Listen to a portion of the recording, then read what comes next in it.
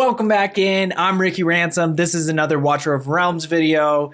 Guys, just real quick, I wanted to cover the Frostfall Jamboree, kind of just talk about what's going on, what events we need to make sure that we hit the numbers for, because we have a legendary summoning, shard summoning, fusion slash whatever going on for this champion Alistair. Let's see if we can find him real quick, and we'll talk about him and why this is going to be probably a good idea to go for it. Like I said, he's a legendary hero.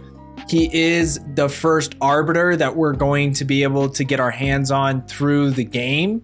They're offering this as the first legendary fusion slash summons, shard summons or whatever. I'm pretty sure this is the first legendary that they've done. And yeah, so he's going to be important to get, just because at the very least he's part of this group, the arbiters, which are going to be more difficult to get because we can only get them through, I think, ancient shards is the only way or ancient crystals, we can only summon them. His abilities himself is interesting. I haven't seen a ton of playtesting with him, but he sounds like he could potentially do a ton of damage. Yeah, I think he'll be useful, and it's continuous damage as well, which there's certain content that's going to be coming out where these heroes that do specific things are going to be more and more useful. The only thing that I do have to mention is his cost is really high. I hate seeing cost over 20 for like any heroes, just because I feel like it's so excessive. Like, it really just removes that hero from being useful on your team if it's over 20 for a lot of heroes. Like for me, I have stopped using Ajax a ton just because his cost is so high, and I have other AoE mages that maybe don't do as much damage as he does, but if you can get them out way sooner, they're hitting so many more times. You get what I mean? So like, that cost is not my favorite, but either way, it's a Lego that they're basically giving us just for doing like what you already should be doing or could be doing in the game. We can go through all of the events. Right now we do have the Invocation of Spirits going on. We have the 1+1. I'll have a video posted on that either right before this video goes out or right after this video goes out. But on top of that, we also have an event for the Spiritual Altar. So that means that to get all of your shards to summon Alistair, you're going to most likely want to be doing the Spiritual Altar. If you have crystal saved up, I think that there are enough other ways to get the shards for him that you might not have to do this event. But I, to be safe, would recommend doing it. You know, you can probably get away with not doing it because typically they do provide enough options to get shards so you can have plenty to summon him. I'm assuming you're going to need 100 to summon him.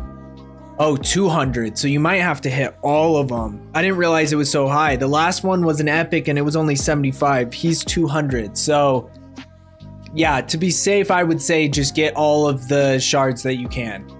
So free to play people, hopefully you have enough saved up, enough crystals saved up that you can hit those numbers. Yeah, just keep an eye on it. Try to hit all of them that you can. If you miss a couple, they're most likely going to provide a way for you to get those extra shards. I know that they typically have been offering more than what you need, like with who's the guy that we had? Pyros was the last one, I think. See, I got 40 extra shards. I didn't buy any shards. With Aeon, I got 34 extra. You know, so I think that they're providing a decent amount that you can get those extras. And this, I know with Aeon I won a tournament or two, but with Pyros, I don't think I won any of the tournaments. I just got those all from just going above what I needed to get. How much ass do I have to kiss? So keep that in mind. There are so many events going on though. They have this interesting challenge where you have to climb the ladder. There's 3 stages or 4 stages before this. It's super easy. If you're past like the first, I don't even know, like I would assume if you've been playing this game for more than like 2 or 3 weeks, you should be able to cruise through to the boss. Like the recommended BP I think was 10,000. I think it maybe goes up to 20,000 by the last stage, but I don't know for sure. And then this guy, you just get different rewards based on how much damage you do. Oh, let's see, we can see right here.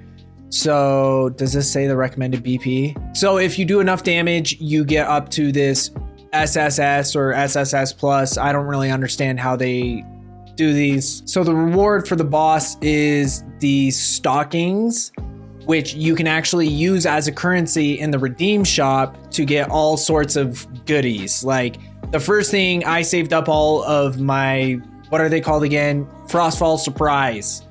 That's an amazing name for currency. I saved up all of mine to get the legendary skill crystals just because they are one of the hardest things in the game to get, as everybody knows who's been playing this game. So I definitely recommend saving up to get those.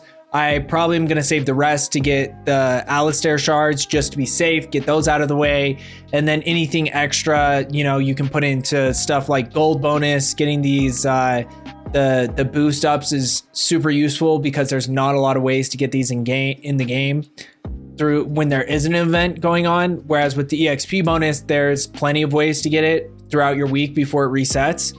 So hopefully they offer more ways to get the gold bonus because that would be nice, but that's one to look at. Obviously, Ancient Summoning Crystal, that's always a good thing to get. Legendary Skill Dust, the Legendary Extract, no, I probably wouldn't get that. The Rare Summoning Crystals if you need, or Epic Skill Crystals if you need. Kind of just depends on what you need. But a lot of this stuff is easy to get this currency. You get a lot of it just by doing the events, like the basic stuff that you have to do anyway to get the shards for Alistair. So it's cool when they kind of have all these things tied together, where it's like you're using resources. You have to use your resources to make this legendary fusion happen. But at the same time, they're throwing in these little side events. By using your resources, you're also getting back other rare resources in the game that are kind of harder to get typically. So I like that they tie all these things together. So this event is going to be really cool. I've been enjoying it a lot so far. What else do we have? We have all this stuff. The bounty challenge, make sure you're hitting your bounties every day. That gives you more of the Frostfall Surprise. And these reset every day whenever your timer, whenever the day resets, and you can redo the guild boss. I don't even know what the game reset, whatever. So make sure you're doing your bounties, get these done. A lot of them are tied into what you already have to do for the shard, because right now it's gear raid 1 for the Lost Legacy. And so by doing your gear raid 1 runs, you're actually completing your bounties. So that's another way that it's tied in. Because look, it just says you kill all these people in gear raid 1. So that's awesome. And on top of that, you're getting a little bit of stamina. I know it's not a lot. Gold, I know it's not a lot. EXP, but whatever. We're getting these the little stockings so that we can get better things. So I like that. On top of that, we're getting awesome rewards just for signing in. You get this really cool Mari skin when you finish on the last day. So that's going to be, what day is that? Day 7. And we're already technically on day 3. So yeah, this Mari skin, I think it's dope. You know, Mari is like one of the most useful. She's still like an epic that I use in specific content. You also do get a little bit of stat boosts. They're not like amazing. We've talked about this. A bunch of content creators have gone over it ad nauseum. But it's a new skin. I think the aesthetic is cool. Yeah, she's blonde, whatever. More like the mermaid-esque, I guess. But I think it's dope. And then the last but not least, maybe least, I don't know. I don't really understand how these things work.